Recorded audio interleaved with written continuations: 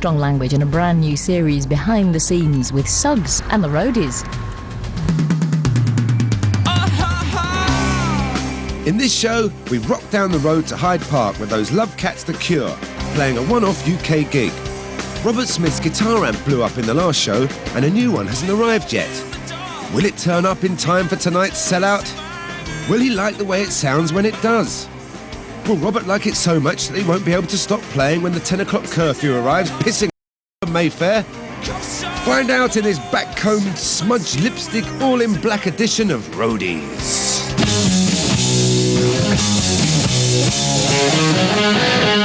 Another town, another place, another girl, another face, another truck, another race. I'm eating junk, feeling bad. Another night, I'm going mad. My woman's leaving, I feel sad. But I just love the life I lead. Another beer, another gig, my ears bleed. We are the road crew.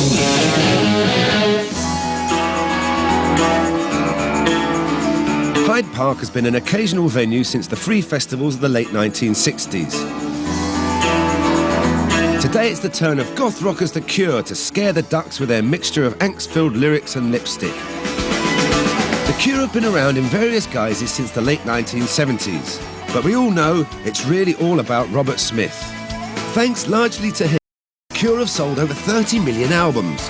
Today, a congregation of 15,000 will be here to worship at the altar of the cult phenomenon that is Robert Smith. Okay, should we take it out of the case? Is that better? Jez has been guitar tech with The Cure for 10 years, and he's already busy sorting the delivery of Robert's new amp. The last show that we did, I lost two amps of Robert's, so we've had to hire something in for him to try out, and we're going to use this for the rest of the tour, while my other two go off for repair. How on earth did you lose two amps? Well, they broke, and apparently the odds of that happening are 735 to 1. Some university did a study on that, and it happened to me. We're just going to plug this in here. This amp's not going to be up until changeover. Dave Bracey has been a sound engineer for live bands ever since he ran away from his previous life of block drains and sink plungers. I was a plumber in the 70s, which leads very nicely into being a sound engineer, actually. It's much the same thing. Family business in Tasmania. I should have taken over the family business because it was my father's fathers and his fathers before him, and I ran away to be a sound engineer, and they sort of thought I'd be back in 6 months. I wasn't.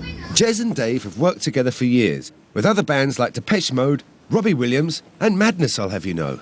I do quite often get mistaken for brothers, and when we're touring America, lots of Americans think we're twins. He's from Yorkshire and I'm from Australia, but they can't tell that.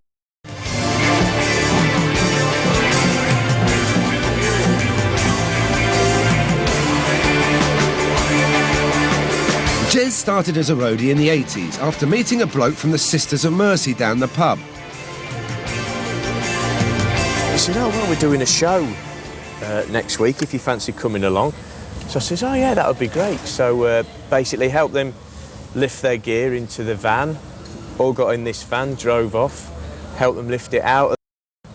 They set it up. I didn't even do anything like that, basically. Watched the show, and we drove back again, and it was a good day out. I had a few beers. I thought, oh, I quite like this. And so he said, oh, well, if you fancy it, come along again. So I did, and 20 years later, I'm still getting in and out of vans. At the time, I was working for the Ministry of Defence, and I was ordering parts for planes. And, I'm sure there was, better things in life than doing that. To be having quite a lot of time off work, I was very ill in those days. So there wasn't a lot going on either. It was only the Falklands War, but, I didn't think they needed me for that.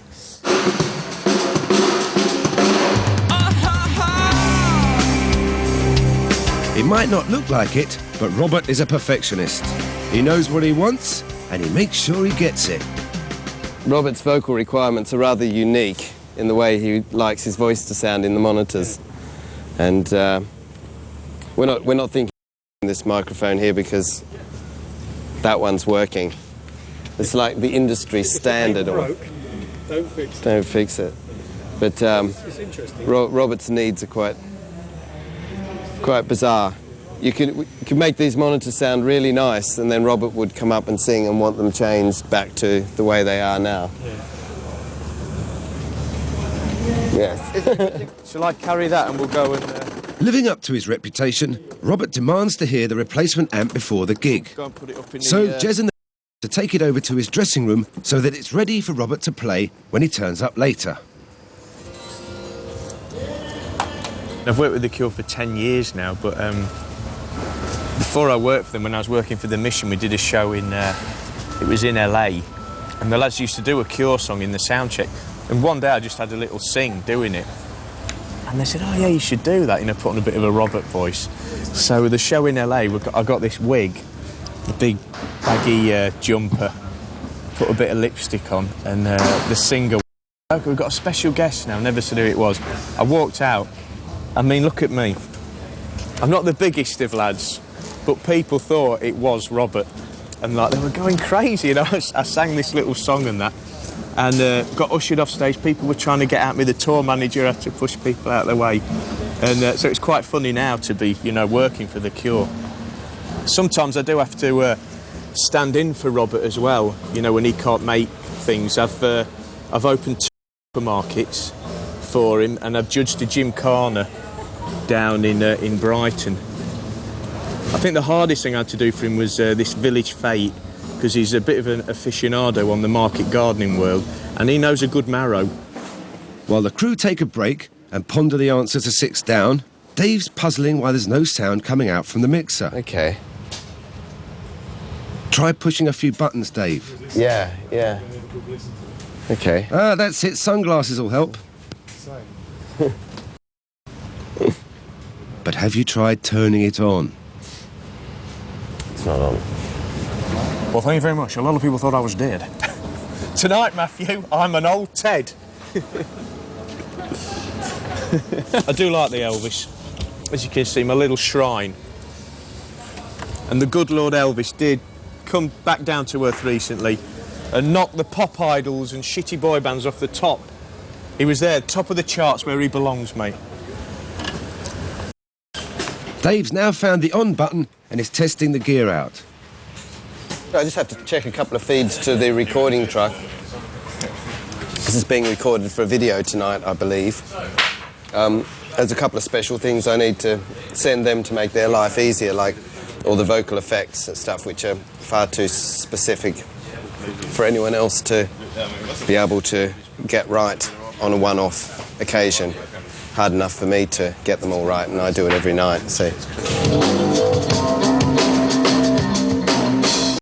11:30 and all the gears on stage. Time for a sound check. Jez plays bass. But is he a frustrated rock star? Got a little band. Concrete Playground. That's our new band. Concrete Playground.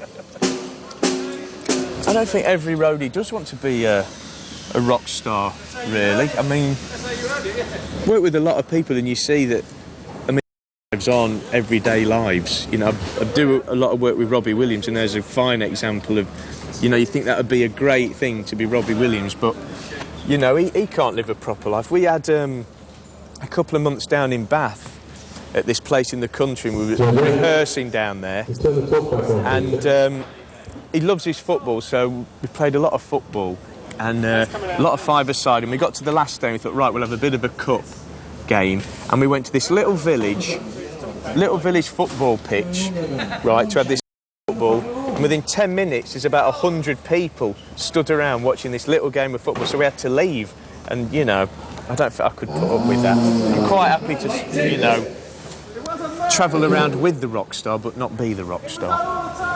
Have they? Dave has hit his first problem. The test signal he's sending to the video truck is okay leaving him, but... The truck wasn't getting one of those lines, so Bart's going to go and find out if it's our problem or their problem. And what do you think, boy? what do I think? Their problem. He'll just take a headphone amp up to the point where it's leaving us and going to them. And if you can hear it coming out the hole, that's their problem. Hyde Park is smack next to luxurious Mayfair, and the local council has imposed a strict 10 o'clock curfew with a hefty fine for breaking it. In LA, Robert once overran a curfew by an hour and got fined $60,000. It could be an expensive night. Cure actually have played into curfews quite often, and Robert's made the conscious decision before he walks out. He wants to play 3 more songs. He knows it's going to cost £5,000 or whatever, and he's just like, let's go. And they walk out and they play the songs because they want to. It's like a calculated decision. They know how much the curfew is going to cost, you know, £1,000 a minute or whatever. And he looks at 12 minutes worth of songs. Very quick version of that song. Yeah.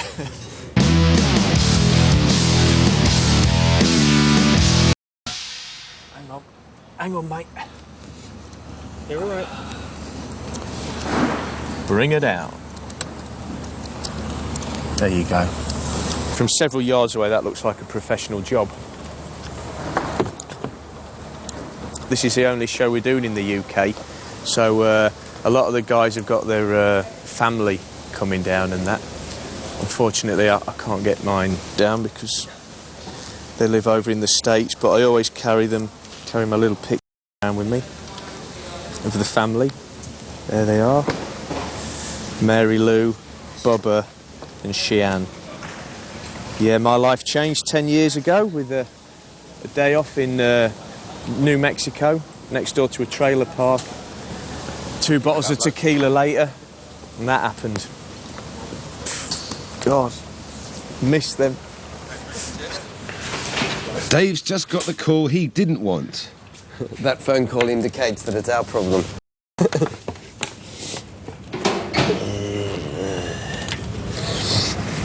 This is Bart's domain back here. I don't normally delve into this part. Somewhere in the miles of cabling leaving Dave's desk is a fault. If it's not fixed, the DVD of tonight's show will be a very quiet one. Yeah, 1, 2, 1, 2. I think Robert's coming down at about 4 o'clock to try amp that we've had to get in for him, and I think, you know, to pick up on the atmosphere of Hyde Park. So up until 4ish, that's about it really for now. That's not bad, is it? Hey, that's a long lunch break. 2:30, and the first few fans who've been queuing all morning sprint to make sure they get pole position. After the break, will Dave find the lost sound? And will Robert okay the replacement amp for tonight's gig? They're in if he doesn't.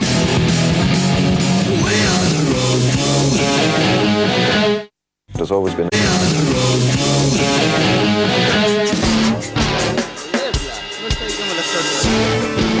It's a scorcher in Hyde Park, and the Cure's gear's on stage ready for tonight's show. But still no sign of Robert Smith, whose amplifier blew up at the last gig. He has to okay the replacement, and soon. All right, we're just going to take a couple of guitars into the dressing room for Robert, Simon and Perry to have a little warm-up, get the fingers working, and I'll come and get them about... Hello there. I'll come and pick them up about half an hour before they go on stage and give them a tuning ready for the show. With the help of some electronic gadgetry, Dave has fixed the sound feed problem, and the video truck is now getting sound from his desk. It was one of our lines. The things about touring a system and taking in and out of trucks every night, things break down. Things get... It was a line in our multi-core which runs from the stage to here, and you know, if you see what it goes through every day, it's not surprising a line breaks down occasionally.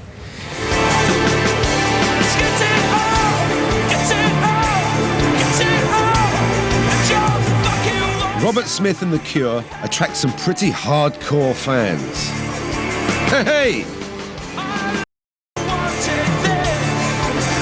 We get lots of Cure fans that go to every show. In fact, they'll go to every show on an arena tour as well, even if it means going to America for 3 months and then off to Southeast Asia and Australia. You see the same people at every show, same bunch of maybe 20 people will do nearly 100 shows in a tour.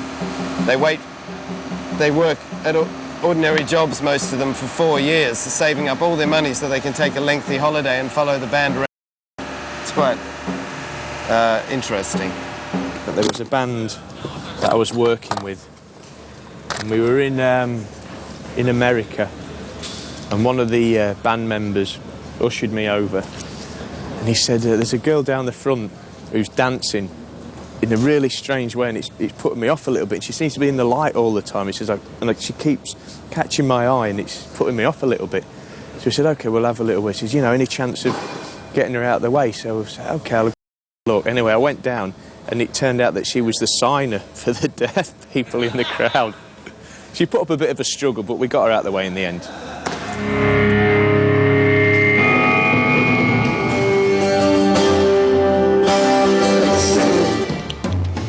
Right, I'm going to change the strings on Simon's main bass, which I change these every show. It's Robert's main guitar and this bass that I change every show, and then the other ones we sort of, alternate, do them every couple of shows.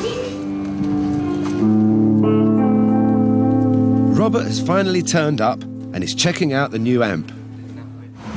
We did a show a couple of weeks back in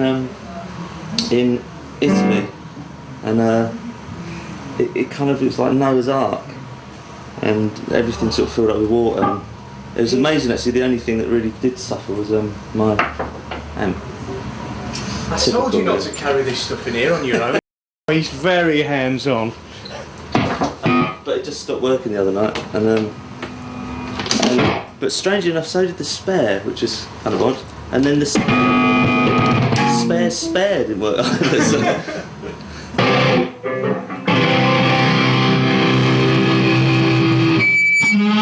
This says Jazz Clean on it, this setting. It's a fucking weird jazz band. She's hot to trot. Is there anything, as we say in the... Is there anything going on that I should be aware of? I mean, that's like massively distorted. That's it's that, isn't it? Yeah.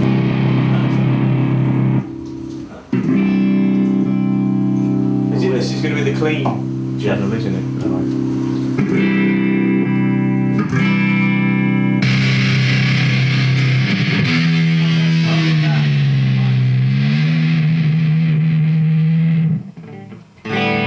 I've heard cleaner.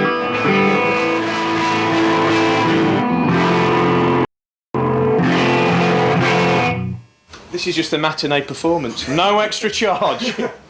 One's dirty, and the other side's clean. So between the two, I get, depending on what song I'm playing, I can have one clean and one dirty. It's incredibly complicated. That's really simplifying it, obviously. So. Robert is quite unique in that he listens to tapes of the show every night. On a long tour he gets sick of it after a while and stops, but he's certainly still listening to tape every night, and he makes he prints up an A4 sheet of comments which are directed at myself, at himself and the other band members, of just what he did and didn't like on the board tape. And I don't know anyone else that does that, not as religiously as he does. And that's just part of his particularness. Particularness, is that a word? He's quite particular about the way the songs should be mixed and also the way they should be played. But it's quite interesting to note that there are just as many comments that he writes to himself, like remember the words to the second verse, things like that. Brit classic. But what does Robert the perfectionist think of Jez the roadie? Standard. Robert, what's he like as a teacher? He's very considerate, very knowledgeable, and very good-natured, which is probably the most important thing that anyone that works with us should be. And heavily sedated. After the final stamp of approval from Robert, the amp goes back onto the stage for the gig and gets the appropriate label.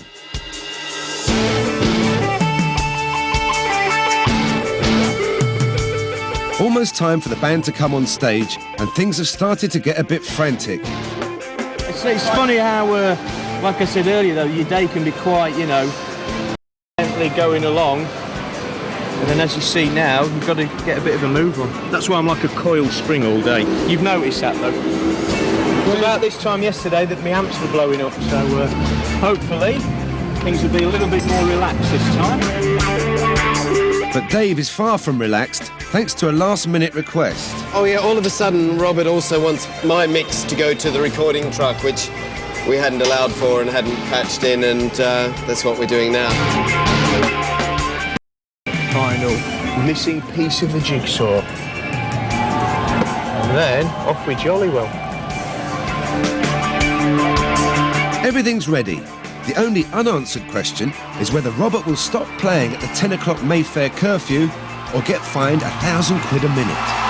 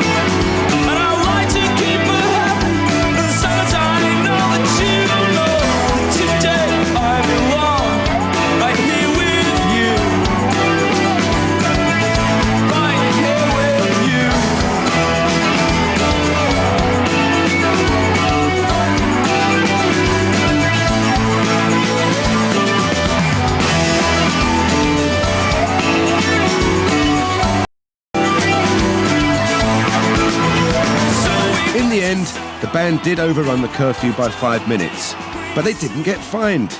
Maybe there's a Cure fan somewhere in the corridors of power. Done pretty well, actually. Nothing major has happened, in a bad way. So we'll get this all put away, and we'll be on our way to Hungary next, where we'll do it all again.